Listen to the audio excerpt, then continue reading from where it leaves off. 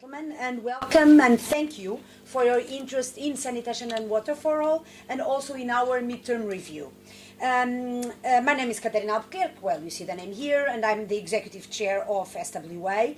I will give you an overview quickly of the review and its main lessons, and then I will pass the word to our partners who will give you more detail on what their respective countries have been doing to implement their commitments, and also they will address the remaining steps they are taking to accelerate progress.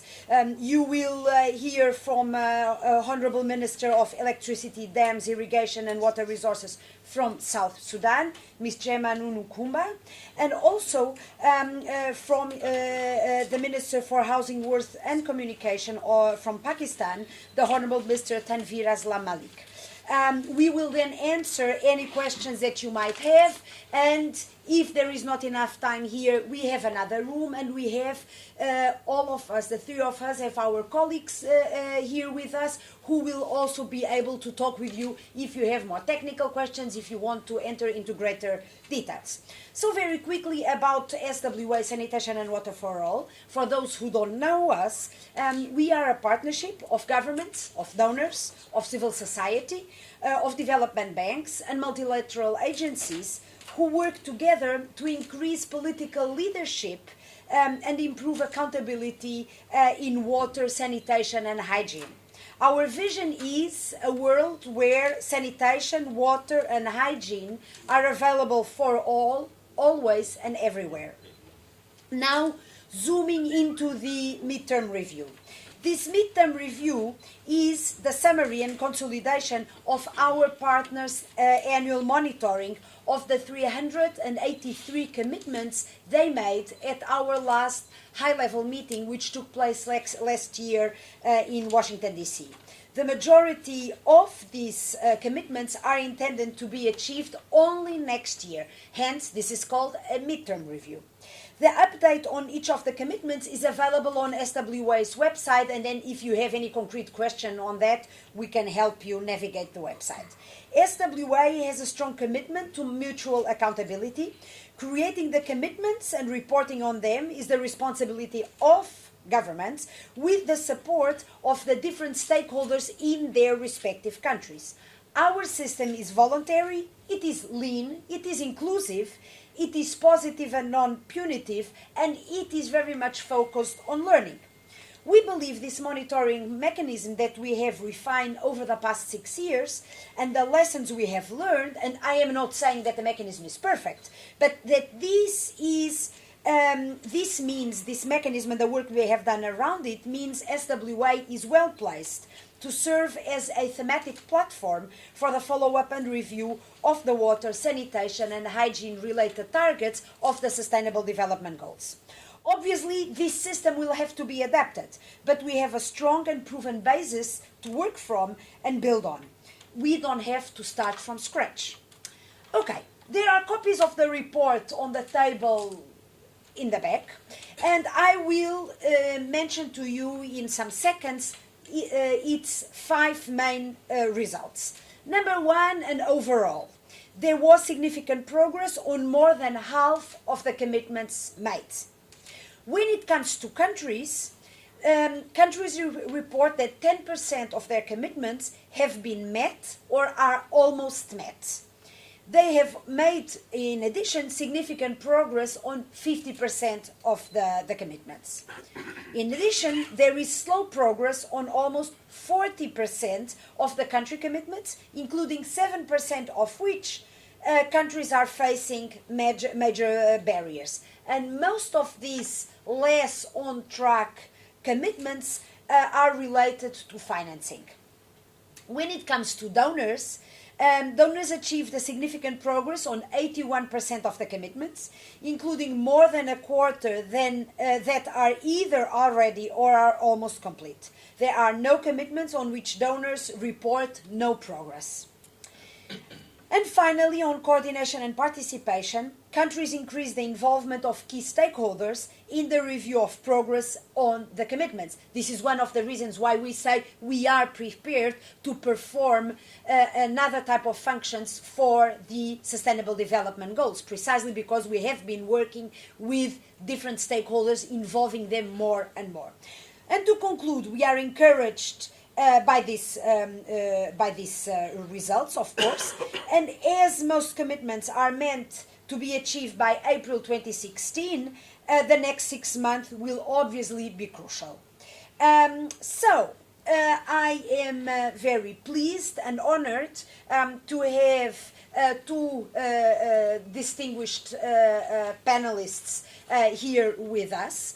And I will first start with the ladies and give the floor to Honorable Minister Kumba and ask her to share with us the experience of South Sudan in implementing the commitments, and also how you plan to speed up things in order to making sure that you meet all of your commitments by next year.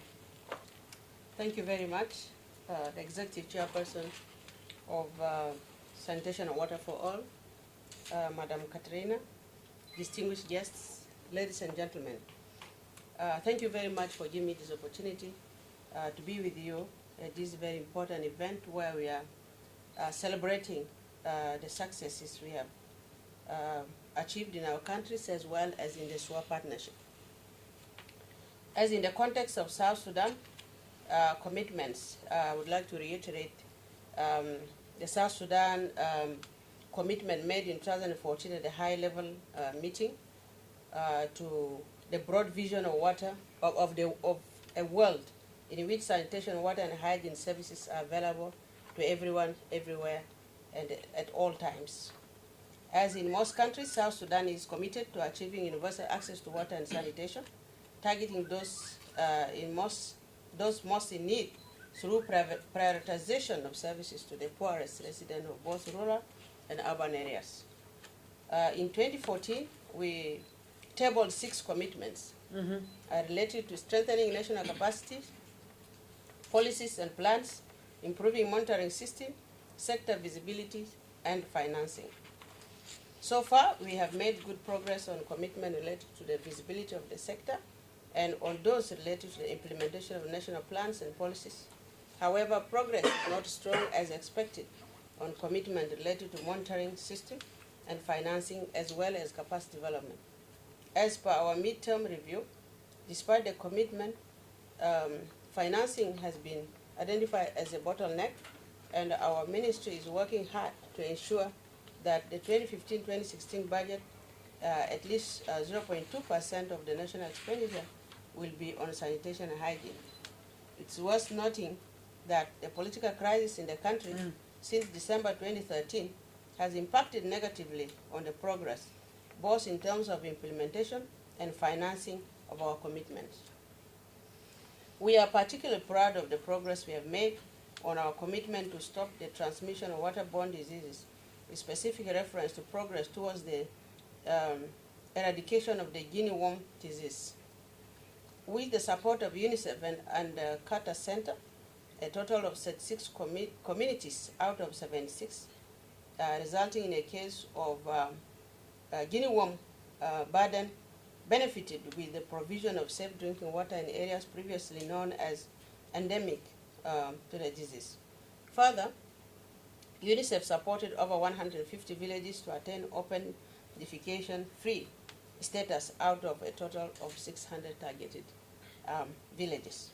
We appreciate the support of the international community despite the internal crisis and also their support in the peace process. I want to, on behalf of my government, assure you all that the government is committed to bringing peace back to the people of South Sudan so that we can effectively implement our WASH program. As a sector, we will continue to engage with the Ministry of Finance in leveraging resources and actions of others to progressively invest in providing a robust case for smart investment. The commitment we made and the process we have put in place are key foundations on which we can build strong and resilient systems that will be necessary to achieve the Sustainable Development Goal.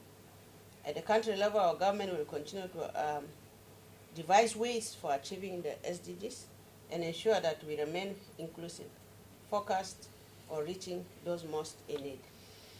Finally, I would like to take this opportunity to thank you, the Executive Chair, for the tremendous efforts that have been made within a very short time, and the productive partnership role played under the prudent guidance of the SWA Chair, His Excellency President John Kofo, and the partnership at large.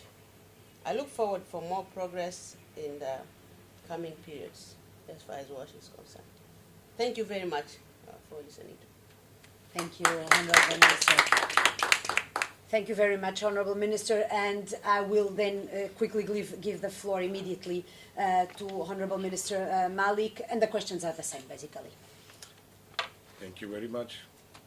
Ms. Catarina, Executive Chair, SWA, participants of Stockholm World Water Week, and colleagues from the media, good afternoon. I am Tanveer Aslam Malik, Minister of Housing, Urban Development and Public Health Engineering Department and Communication and Works Department of the province of Punjab, which has a population of 100 million people out of the total 190 million living in Pakistan. You can well imagine now that the province of Punjab is bigger than many small countries in the world. I am pleased to be given an opportunity to be part of this press briefing on joint launch of the SWA report. On behalf of my country and the people of Pakistan, I would like to convey our strong commitment to ensure progress on SWA commitments and universal and equitable access to safe and affordable drinking water and sanitation in the country by 2025 as part of the Sustainable Development Goals. Being the most populous province of Pakistan, Punjab has contributed the most against its SWA commitments made in high-level meeting of 2014. 3,360 villages will be certified open defecation free under one of the current commitment of declaring 5,000 villages ODF in entire Pakistan.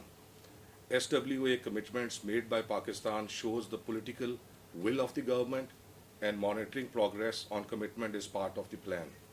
SWA report is a good reminder for us to remain focused on our plans. I'm very proud to announce that Pakistan is one of the 77 countries' MDGs targets for both water and sanitation in 2015. I'm very glad that this report is being launched today. This will help all the countries to remain more focused on the commitments made and plan better for achieving results by next high-level meeting of SWA in 2016. Thank you very much for giving me this opportunity. Thank you. Thank you so much, Honorable Minister. And I think that we are done on our side, and we would be very delighted to receive your questions and obviously to answer to them. How much more time do we have? We are good? Excellent.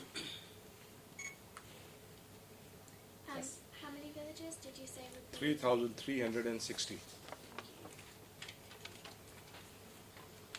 This is Catherine from The Guardian.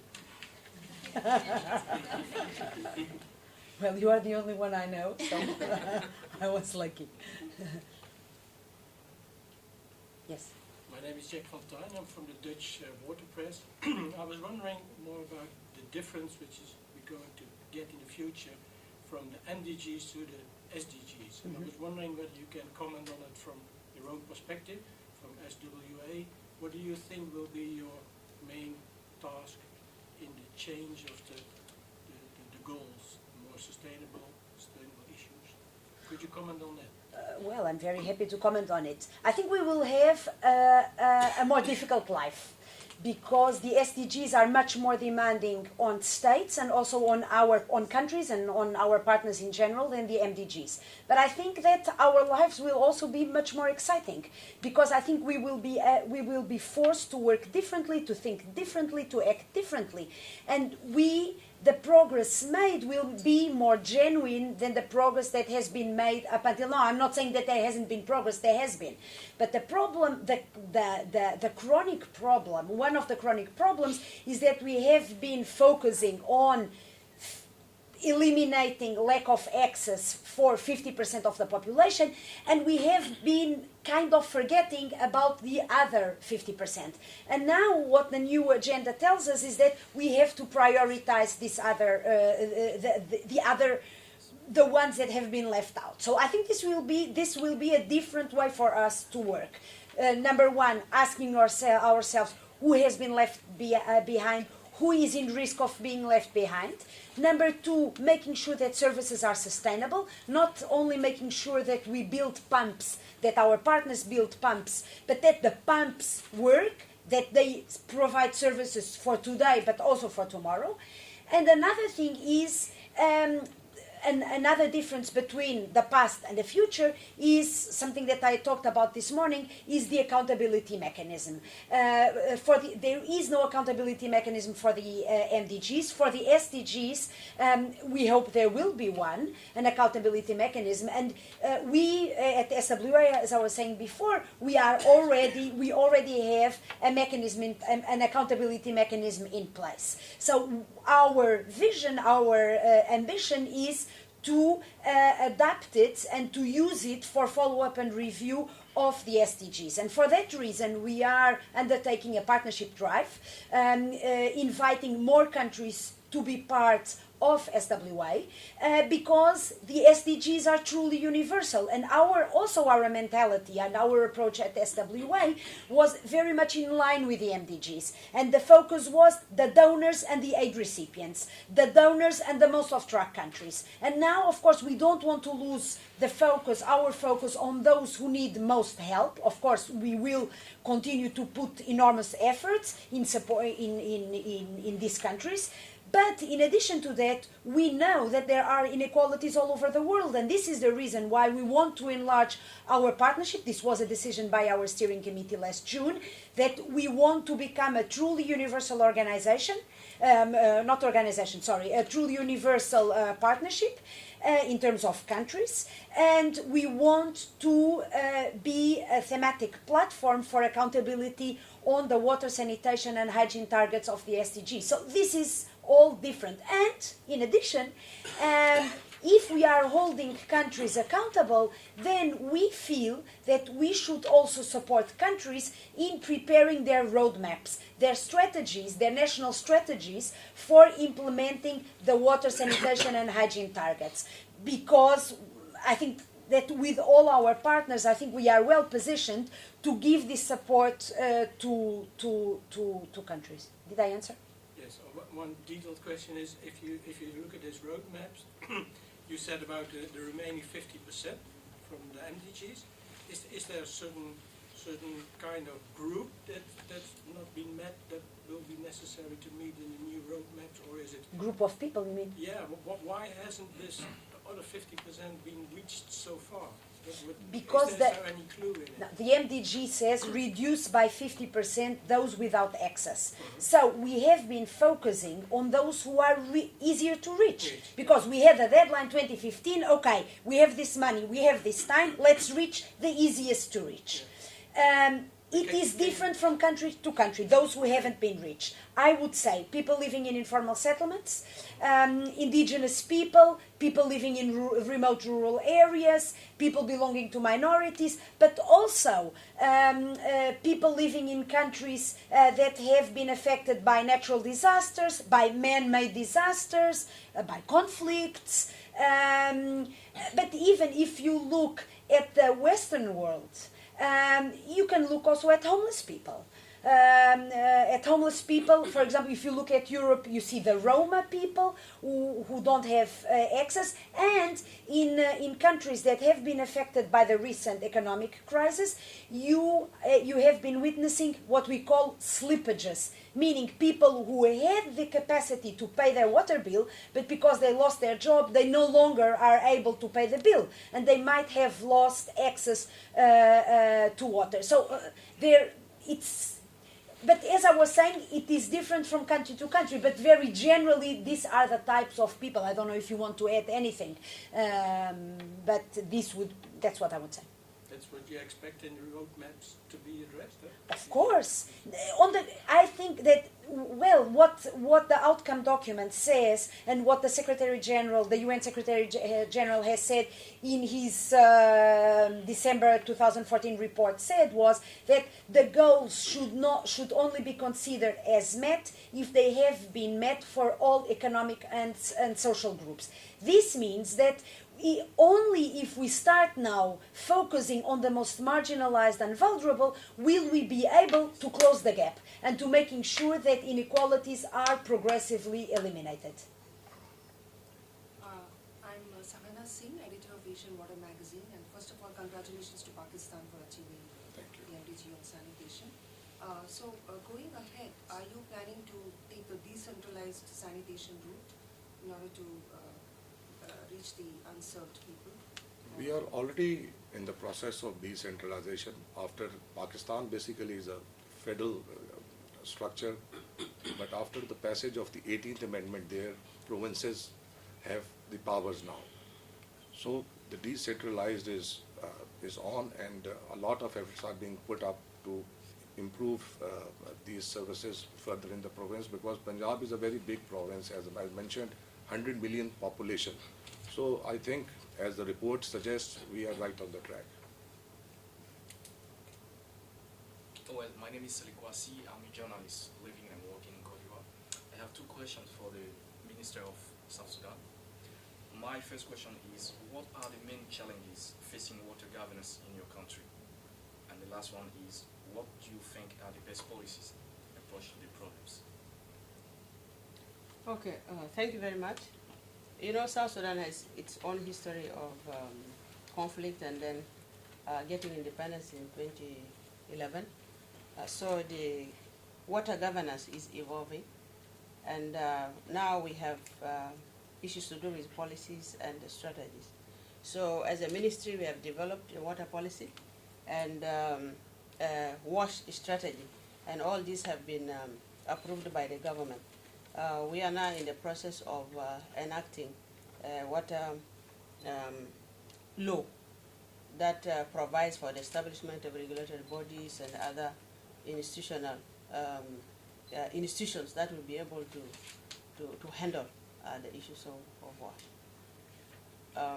The second question, the challenges? Yes. Of course, as a post-war country, we have many challenges. First of all, we inherited a country where there was no water infrastructure at all, nothing. And that explains why there was conflict, because of the policy of economic and social marginalization of some parts of Sudan. So we are starting from scratch. We have no infrastructure now, and that's what we are planning to do. We have also the issues of legal framework and institutional framework. So all this we are working on, and soon we will be able to have them in place, and then can be able to move on.